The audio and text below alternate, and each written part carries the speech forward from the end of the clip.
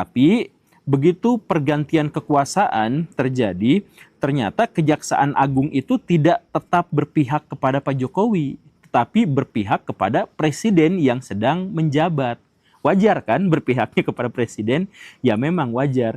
Nah, tapi ini tuh menghasilkan dugaan-dugaan, potensi-potensi atau kemungkinan-kemungkinan bahwa kejaksaan yang sudah tidak lagi dipegang sama Pak Jokowi ini justru malah membongkar aib Pak Jokowi sebelum-sebelumnya. Bahkan kemarin-kemarin itu Pak Febri ini ketika sudah pergantian rezim, setelah pergantian ke Pak Prabowo Subianto, itu tuh sempat menyebut Pak Jokowi itu 2 kali dalam kasus apa ya? Chromebook dan kemudian dalam kasus yang saya lupa lagi namanya gitu.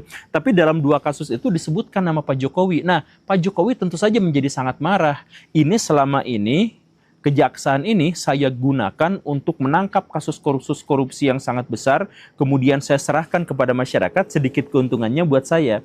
Tetapi sekarang ternyata dia tidak loyal kepada saya, justru loyal pada presiden selanjutnya, yaitu Pak Prabowo. Maka dari itu, Pak Jokowi kemudian menggunakan kekuasaannya terhadap kepolisian dan terhadap KPK untuk nyerang balik terhadap kejaksaan. Makanya kemudian sekarang kejaksaan itu justru malah diserang sama polisi. Nah, menyadari hal itu, Pak Prabowo yang memang sudah mulai retak dengan Pak Jokowi, itu kemudian melindungi kejaksaan dengan menempatkan aparat-aparat militer di sekitaran situ. Bahkan kemudian menggeruduk Polda Metro Jaya untuk memaksa mengambil alih beberapa saksi kunci dan bukti-bukti. Nah, jadi ini tuh ya dalam teori konspirasinya, seperti yang saya sudah jelaskan di episode ini, kan Pak Prabowo dengan Pak Jokowi itu sudah pecah kongsi atau retak gitu, akan membesar gitu.